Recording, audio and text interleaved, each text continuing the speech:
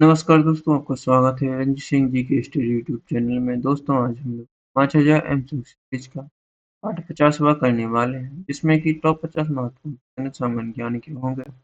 यह प्रश्न आपकी आपके सभी वित्तीय परीक्षाओं के लिए बहुत महत्वपूर्ण होंगे, इसलिए वीडियो को पूरा ध्यान से जरूर देखें। चलिए शुरू करते हैं। पहला प्रश्न है, थायरॉक्सिन किस स्राव के लिए थायराइड ग्रंथि किस हार्मोन द्वारा सक्रिय किया जाता है? तो सही जवाब है option B, TS thyroid stimulating hormone द्वारा। अगला प्रश्न है, मानव हृदय का कौन सा कक्ष पूरी तरह से ऑक्सीजन युक्त रक्त पंप करता है? इसका सही जवाब है ऑप्शन डी, बाह्यनिलय ऑक्सीजन युक्त रक्त पंप करता है। अगला प्रश्न है, मानव शरीर में किस तत्व की कमी से दंत क्षय या दांतों में सड़न होती है?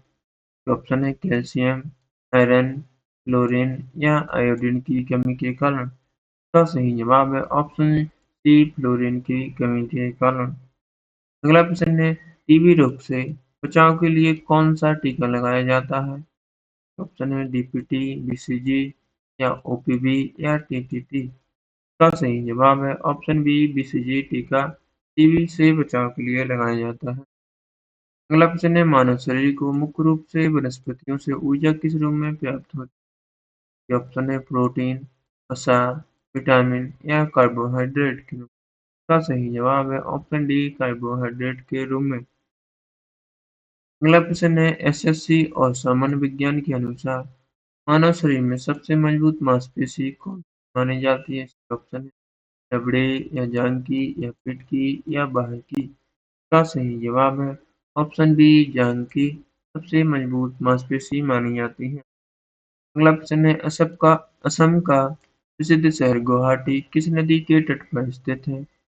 ऑप्शन है गंगा, तीस्ता या हुगली या ब्रह्मपुत्र नदी के। इसका सही जवाब है ऑप्शन डी, ब्रह्मपुत्र नदी के किनारे गुवाहाटी शहर स्थित है।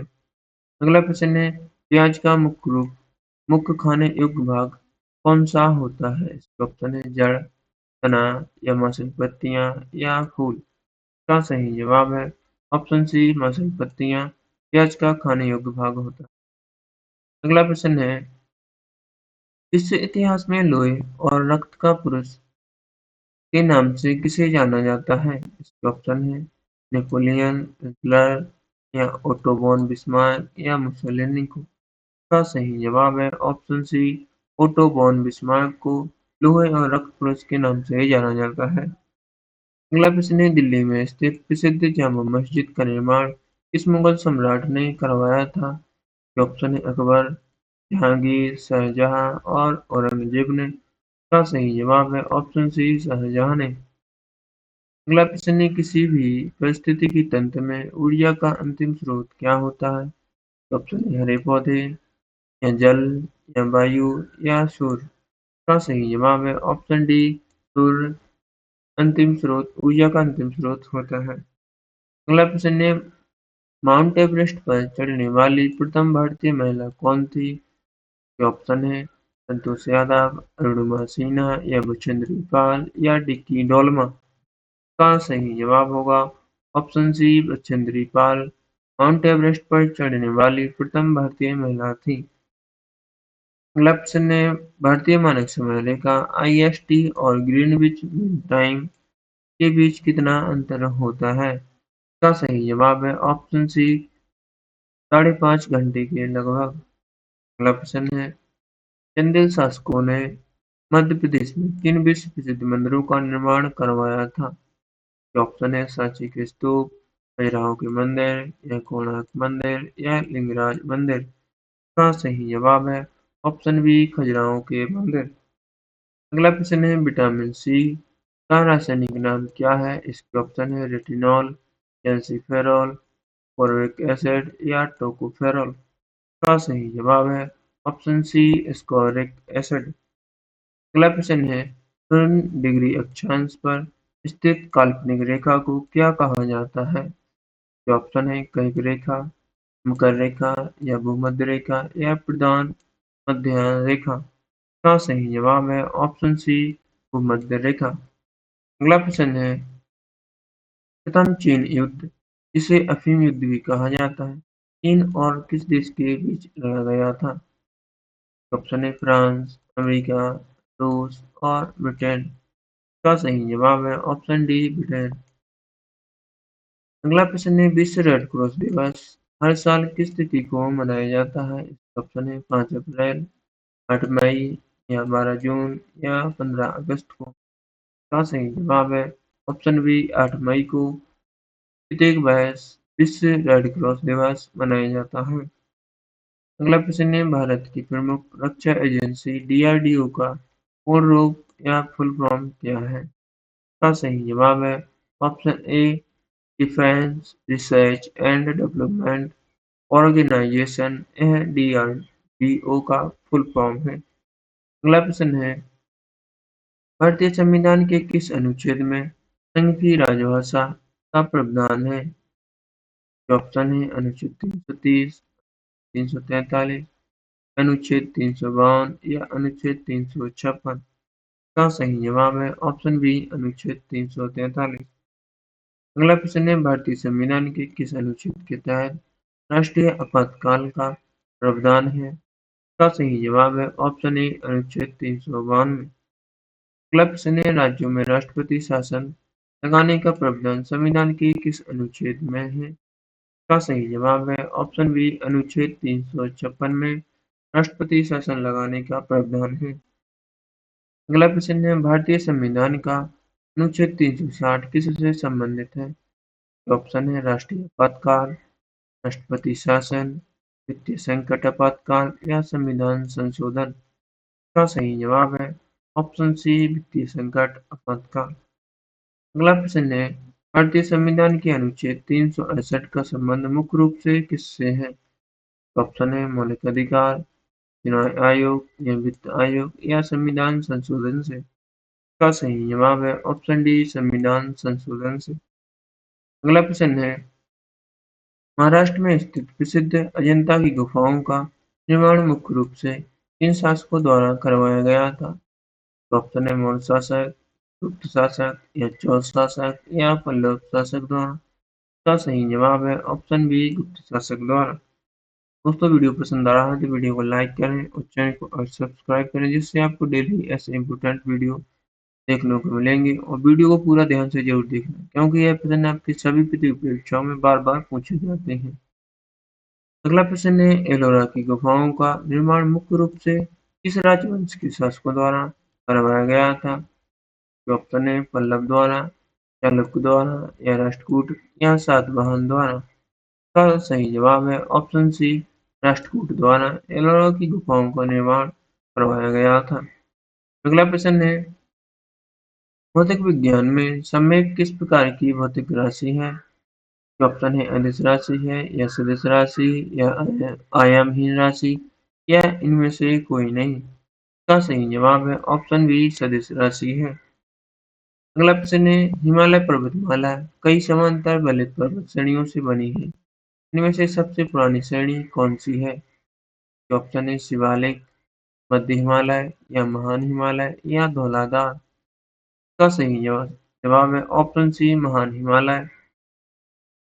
अगला प्रश्न है क्षेत्रफल और लंबाई की दृष्टि से भारत की सबसे लंबी नदी कौन सी है? ऑप्शन है ब्रह्मपुत्र, गोदावरी, नर्मदा या गंगा। का सही जवाब है ऑप्शन डी गंगा नदी क्षेत्रफल और लंबाई की दृष्टि से सबसे लंबी नदी भारत की है। अगला प्रश्न है भारत की किन दो प्रमुख नदियों का डेल्टा एक ही साझा है और वे विश्व का सबसे बड़ा डेल्टा बनाते हैं? का सही जवाब है ऑप्शन बी गंगा और ब्रह्मपुत्र।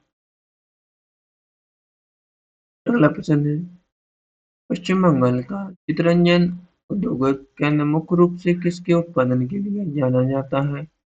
ऑप्शन है उर्वरक, सूती वस्त्र, रेलवे वैगन इंजन या जहाज निर्माण के लिए। इसका सही जवाब है option C railway wagon engine के लिए। अगला प्रश्न है भारत में ऊर्जा उत्पादन का सबसे महत्वपूर्ण स्रोत क्या है? इसके ऑप्शन है पेट्रोलियम, कोयला, तापीय ऊर्जा, परमाणु ऊर्जा या जल विद्युत। का सही जवाब है ऑप्शन बी कोयला तापीय ऊर्जा। अगला प्रश्न है राष्ट्रीय ताप विद्युत निगम एनटीपीसी ने अपना पहला कोयला आधारित बिजली संयंत्र पूर्वोत्तर के किस राज्य में स्थापित किया है? इसके ऑप्शन है मेघालय में, मिजोरम में या अरुणाचल प्रदेश या असम में। इसका सही जवाब होगा ऑप्शन डी असम में। अगला प्रश्न देखते हैं। अगला प्रश्न है मध्य प्रदेश के मंडला जिले में कौन सा प्रसिद्ध टाइगर रिजर्व स्थित है? ये ऑप्शन है बांधवगढ़ या पेंच या कान्हा टाइगर रिजर्व या पन्ना। इसका सही जवाब है option C Kanha tiger reserve है मध्य प्रदेश के मंडला जिले में स्थित है।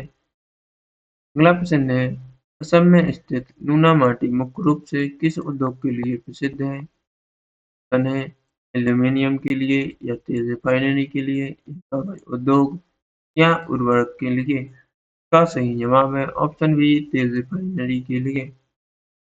अगला प्रश्न है सम्राट अशोक मौर्य साम्राज्य का शासक बनने से पहले किस क्षेत्र के गवर्नर राज्यपाल थे? ये ऑप्शन है तक्षशिला, उज्जैन, सौराष्ट्र या सुवर्णगिरी। का सही जवाब है ऑप्शन बी उज्जैन। अगला प्रश्न है सिंधु घाटी सभ्यता के लोग मुख्य रूप से किस देवता की पूजा करते थे? ये ऑप्शन है इंद्र की, वरुण की या पशुपति की या अग्नि की। का सही जवाब है ऑप्शन सी पशुपति की। सिंधु घाटी की सभ्यता के लोग पूजा करते थे। अगला प्रश्न है गुप्त वंश की स्थापना किसने की थी? इसके ऑप्शन है चंद्रगुप्त प्रथम, समुद्रगुप्त ने या श्रीगुप्त ने या कुमारगुप्त ने। इसका सही जवाब है ऑप्शन सी श्रीगुप्त ने। अगला प्रश्न है मेवाड़ के उस प्रसिद्ध योद्धा का नाम बताइए जिसके शरीर पर युद्ध के 80 चोट के निशान थे। ये ऑप्शन है महाराणा प्रताप, बप्पा रावल या राणा कुम्मा या राणा सांगा। इसका सही जवाब है ऑप्शन डी राणा सांगा। अगला प्रश्न है प्राचीन भारत में किस धर्म के भिक्षुओं के प्रार्थना और निवास के लिए चैत्य विहार का निर्माण किया गया था? तो ऑप्शन है हिंदू, बौद्ध धर्म या जैन धर्म या आजीवक संप्रदाय के लिए। इसका सही जवाब है ऑप्शन सी ऑप्शन बी बौद्ध धर्म के लिए। अगला प्रश्न देखते हैं। अगला प्रश्न है महान शासक बनने के बाद देव नाम है प्रियदर्शी की उपाधि किसने धारण की थी? ये ऑप्शन है चंद्रगुप्त मौर्य, बिंदुसार, सम्राट अशोक या कनिष्क ने। का सही जवाब है ऑप्शन सी सम्राट अशोक ने। अगला प्रश्न है अष्टाध्यायी नामक प्रसिद्ध संस्कृत व्याकरण ग्रंथ की रचना ने की थी? ये ऑप्शन है कालिदास, वेदव्यास, चाणक्य ने या पाणिनि ने। इसका सही जवाब है ऑप्शन डी पाणिनि ने। अगला प्रश्न है किस भारतीय शासक ने शक राजा नहपान को पराजित कर सातवाहन शक्ति को पुनर्जीवित किया था? तो ऑप्शन है तिमुक या गौतमीपुत्र सातकर्णी या पुलमावी या अगस्ती सातकर्णी। इसका सही जवाब है ऑप्शन बी गौतमीपुत्र सातकर्णी। अगला प्रश्न है रामेश्वरम के पास स्थित ऐतिहासिक स्थान धनुषकोडी भारत के किस राज्य में स्थित है? इसके ऑप्शन है केरल, कर्नाटक, आंध्र प्रदेश या तमिलनाडु में। इसका सही जवाब है ऑप्शन डी तमिलनाडु में।